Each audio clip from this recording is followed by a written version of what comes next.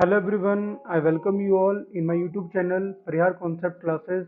इस चैनल में हम हर टॉपिक के बारे में डिस्कशन करते हैं और हर टॉपिक को आसान तरीके से समझने की कोशिश करते हैं।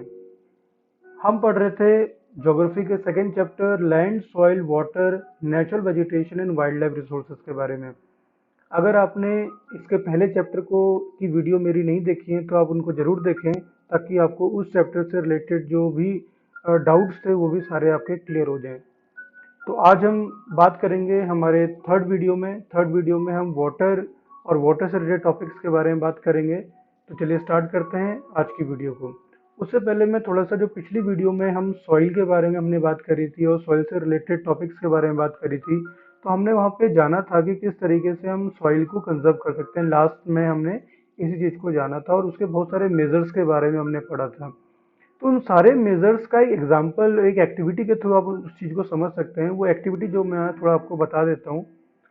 आपको करना क्या है कि एक ट्रे लेनी है और वो ट्रे ऐसी होनी चाहिए कि आप उस ट्रे के ऊपर किसी भी चीज़ को रखो तो वो गिरे ना। ऐसी ट्रे आपको लेनी है।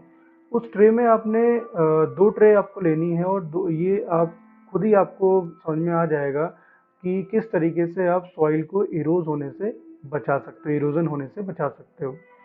तो क्या करना है आपको कि दो ट्रे लेनी है। दो ट्रे में दोनों में आपको जो है सॉइल जो है डाल देनी है। सॉइल डालने के बाद आपको क्या करना है कि एक में तो आपको थोड़े बहुत प्लांटेज जो हैं वो लगा लेने हैं, छोटे मोटे जो भी प्लांट होते हैं। और एक में आपको नहीं लगाने और कुछ दिन उसको ऐसे ही रखे रहने देना है।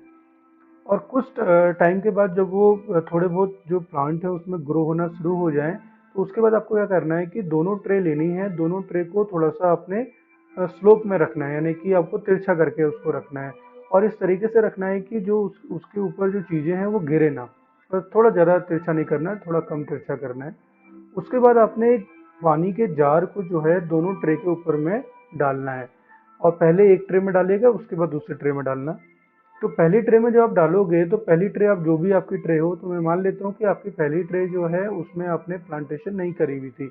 तो आप जब पानी को डालोगे उस ट्रे के ऊपर में, उस मिट्टी के ऊपर से, तो आप देखोगे कि जो सॉइल है वो पूरी तरीके से जो है बहने लग जाएगी और नीचे गिरने लग जाएगी। सॉइल बहुत ज़्यादा गिरने लग जाएगी।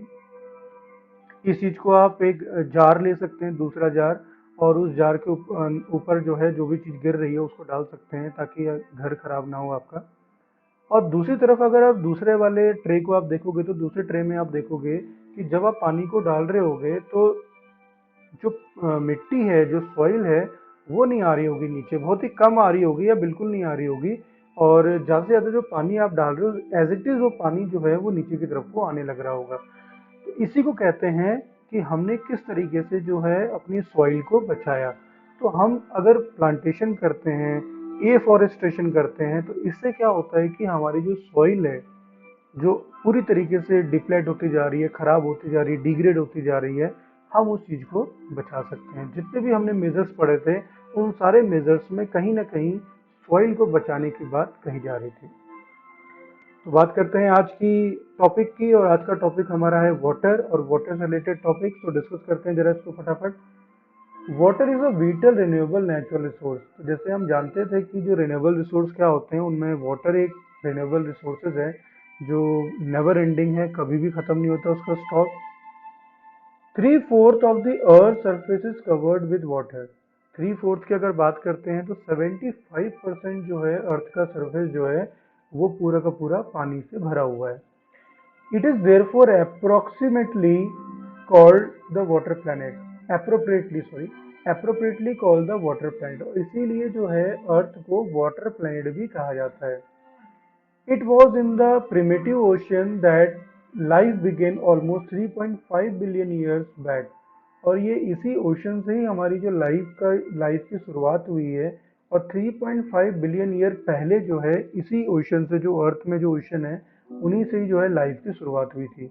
Even today the ocean cover 2/3 of the earth surface and support a rich variety of plant and animal life. और आज भी जो पूरा का पूरा जो ओशियन है, ओशियन की अगर हम बात करें, ओशियन, हम वाटर की बात नहीं कर रहे हैं, हम ओशियन की बात कर रहे हैं।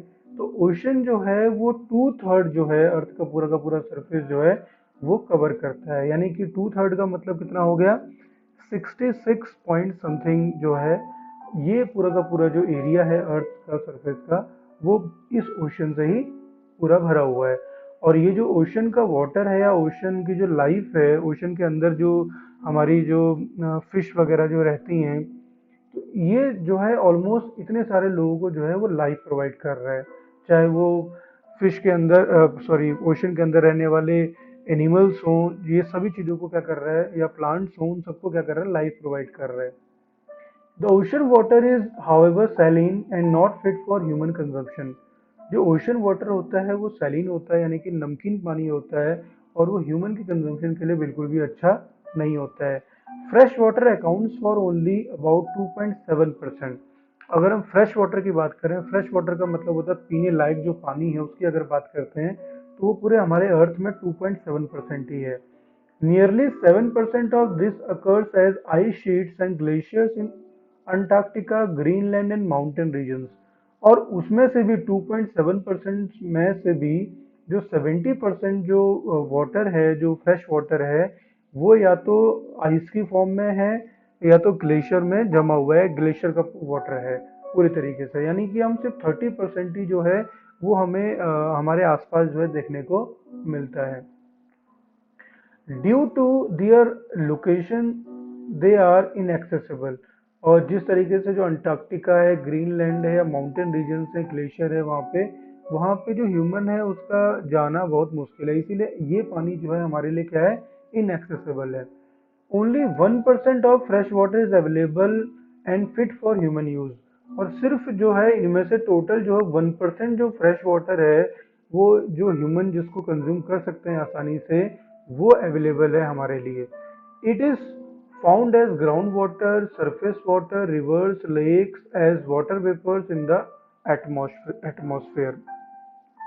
ये जो पानी हमारे आसपास हमें देखने को मिलता है, चाहे वो हमें लेक्स में दिखाई दे रहा हो, रिवर्स में दिखाई दे रहा हो, ग्राउंड वाटर, सरफेस वाटर, यहाँ पे जो जो भी पानी हमें दिखाई दे रहा है, ये सब पानी क्या है, हमारे पीने के लायक है। और बहुत सारा पानी तो ऐसा है जो वाटर वेपर के रूप में एटमॉस्फेयर में है। Fresh water is therefore the most precious substance on earth. और इसीलिए जो वाटर है, क्योंकि हमें पता है कि विदाउट वाटर जो है ह्यूमन का सर्वाइवल पॉसिबल ही नहीं है, तो इसीलिए सबसे इम्पोर्टेंट जो सब्सटेंस है, रिसोर्स है हमारे अर्थ के ऊपर में, वो क्या है, वाटर है। Water can neither be added not subtracted from the earth. जो वाटर है ना ही उसको हम बढ़ा सकते हैं और ना ही उसको कम कर सकते हैं अर्थ से।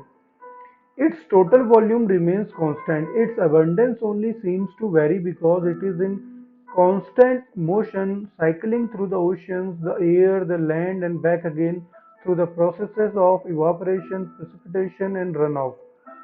जो वाटर है वो कभी भी जितना उसका परसेंटेज था टोटल में, वो उतने का उतना ही रहेगा। लेकिन वो डिफरेंट डिफरेंट जो प्रोसेस के थ्रू होके गुजरता है, उसकी वजह से क्या होता है कि कंजम्पशन के लिए हो सकता है वो हमारे लिए पास कम पड़ जाए। This, as you already know, is refer to as water cycle. और इसी को क्या कहा जाता है, वाटर साइकिल कहा जाता है। Human use huge amount of water not only for drinking and washing but also in the process of production। तो ह्यूमन जो होता है वो सिर्फ पीने के लिए या फिर अपने जो भी काम करने होते हैं पानी से रिलेटेड, उनके लिए ही पानी का यूज़ नहीं करता है, वाटर का यूज़ नहीं करता है। वो काफ़ी चीज़ों को प्रोड्यूस करने के लिए भी वाटर का यूज़ करता है। वाटर एग्रीकल्चर के लिए वाटर बहुत ज़रूरी है, इंडस्ट्रीज़ के लिए, इलेक्ट्रिसिटी जनरेट करने के लिए, रिजर्वर्स, डैम्स, हर वाटर का यूज़ हर जगह पर है और हर जगह बहुत ज़्यादा इंपॉर्टेंट रोल प्ले करता है। Increasing population, rising demand for food and cash crops, increasing urbanization and rising standards of living are the major factor leading to shortage in supply of fresh water, either due to drying up of water sources or water pollution। और जिस तरीके से जो चीज़ें बढ़ रही हैं, जिस तरीके से पॉपुलेशन बढ़ रहा है, डिमांड बढ़ रही है फूड के लिए, कैश क्रॉप यानी कि जो लोग हैं वो चाहते हैं कि वो ज़्यादा से ज़्यादा क्रॉप्स को ग्रो करें और उसको सेल करें, और सेल करने के लिए वो ज़्यादा से ज़्यादा जो है पानी का यूज़ करते हैं ताकि जल्दी से जल्दी चीज़ें ग्रो हों और अर्बनाइजेशन जैसे जैसे हो रहा है, यानी कि सिटी में कन्वर्ट होते चला जा रहा है, हमारे विलेजेस, हमारे टाउन्स, हर कोई जो है सिटीज़ में जाना चाहता है, तो वहाँ पे पानी, जब ज़्यादा लोग एक ही जगह पे हो जाएंगे तो वहाँ पे चीज़ों की कमी होना बिल्कुल पॉसिबल है। तो ये सारी चीज़ें जो होती हैं कहीं ना कहीं हमारे जो फ्रेश वाटर है हमारे पास पीने के लायक, उसकी शॉर्टेज जो है करने लग गए हैं। और वाटर पॉल्यूशन जो है उनमें से एक रीज़न है कि इंडस्ट्री सेटअप हो रही हैं, और इंडस्ट्रीज जो है किसी भी तरह का प्रिकॉशंस नहीं ले रही हैं कि वो वाटर को पॉल्यूट ना करें, और वाटर तेज़ी से पॉल्यूट होता चला जा रहा है, और जिसकी वजह से जो हमारी फ्रेश वाटर की जो स्टॉक है वो लगातार कम होता चला जा रहा है। अब आता है प्रॉब्लम्स ऑफ वाटर अवेलेबिलिटी। तो there is scarcity of water in many regions of the world, most of Africa, west Asia, south Asia, parts of western USA, north west Mexico, part of south America and entire Australia are facing shortages in fresh water supply. तो ये जो countries के नाम मैंने लिए हैं, तो ये सारे के सारे जो कंट्रीज हैं या फिर कॉन्टिनेंट के जो पार्ट्स हैं, वहाँ पे पानी की जो है बहुत ज़्यादा कमी है। Countries located in climatic zones most susceptible to drought face great problems of water scarcity। और ऐसी कंट्रीज जहाँ पे क्लाइमेटिक कंडीशन बिल्कुल ही एडवर्स हैं और ह्यूमंस के रहने के लिए बहुत ज़्यादा अच्छी नहीं है, वहाँ पे ज़्यादातर पानी की बहुत ज़्यादा प्रॉब्लम है। Thus, water shortage may be a consequence of variation in seasonal or annual precipitation, or the scarcity is caused by overexploitation and contamination of water sources। और जिस तरीके से वाटर का डिमांड, क्योंकि पानी ही जीवन है और बिना पानी के कोई भी इंसान जीवित नहीं रह सकता है, तो उसके लिए पानी जरूरी है। और जिस तरीके से पानी की डिमांड बढ़ रही है, पॉपुलेशन बढ़ती जा रही है, उस तरीके से जो वाटर का जो शॉर्टेज है वो लगातार बढ़ता चला जा रहा है। और कभी कभी हम पानी को गंदा कर देते हैं, कभी कभी हम उसका ज़्यादा यूज़ कर देते हैं, या गलत तरीके से, जिस तरीके का यूज़ नहीं होना चाहिए उस तरीके से यूज़ कर देते हैं, हम गंदगी फैलाते हैं, जिसकी वजह से जो हमारा फ्रेश वाटर का पीने का जो अवेलेबिलिटी है वो लगातार कम होती चली जा रही है। फिर आता है कंजर्वेशन ऑफ वाटर रिसोर्सेज। हम वाटर रिसोर्सेज को बचा कैसे सकते हैं। Access to clean and adequate water source is a major problem facing the world today. Steps have to be taken to conserve these dwindling resources. Even though water is a renewable resource, its overuse and pollution make it unfit for use। तो हम देखें तो water जो है, जो water resources हैं, उनको बचाना बहुत ज़्यादा ज़रूरी हो चुका है। आज बहुत सारी कंट्रीज़ ऐसी हैं, बहुत सारे कॉन्टिनेंट ऐसे हैं जहाँ पानी की बहुत ज़्यादा कमी है, और ऐसे स्टेप्स लिए जा रहे हैं ताकि जो पानी को बचाया जा सके। और जो ये ड्विंडलिंग रिसोर्स है, यानी कि एक ऐसा रिसोर्स है जो पूरी तरीके से अनलिमिटेड तो है, लेकिन बहुत कम परसेंटेज ऐसा है जो पीने के लायक है, तो उसे बचाना बहुत ज़्यादा ज़रूरी हो गया है। डिस्चार्ज ऑफ अनट्रीटेड और partially treated sewage, agricultural chemicals and industrial influence in water bodies are major contaminants. हम पानी को गंदा करने के लिए देखें तो पानी को गंदा जो है वो एग्रीकल्चरल केमिकल्स हो, चाहे इंडस्ट्रियल इफ्लुएंट्स हो, यानी कि वहाँ के जो केमिकल्स हैं या वहाँ के जो वेस्टेज हो, और जिस तरीके से जो पार्शली अनट्रीटेड सीवेज होता है, यानी कि हम सीवेज को क्लियरेंस नहीं करते हैं, सीवेज गंदा रहता है, उसके अंदर जो पानी रहता है वो हमेशा गंदा रहता है, तो they pollute water with nitrates, metals and pesticides. और पूरा का पूरा पानी में जो है ऐसे मेटल चले जा चुके हैं, ऐसे केमिकल जा चुके हैं कि वो दोबारा से रिसाइकल होने के लायक भी नहीं बचता है। Most of these chemicals are non-biodegradable and reach human bodies through water. Water pollution can be controlled by treating these effluents suitably before releasing them in water bodies। अगर ये पानी कोई पी लेता है जिसके अंदर केमिकल होता है, जिसके अंदर जो गलत मेटल्स वगैरह जो चीज़ें जा चुकी हैं, तो वो ह्यूमन की बॉडी को पूरी तरीके से ख़राब कर देता है। और अगर हमें इस चीज़ को बचाना है तो हमें पहले से ही इंडस्ट्रीज़ को ये गाइडलाइंस देनी पड़ेगी कि आप जब भी कोई भी वाटर बॉडी के अंदर में आप अपने वेस्ट मटेरियल को डालते हैं तो उनमें ऐसे केमिकल्स या ऐसे चीज़ों को ना डालें जिससे वो पानी को ख़राब कर दें। Forest and other vegetation cover slow the surface runoff and replenish underground water.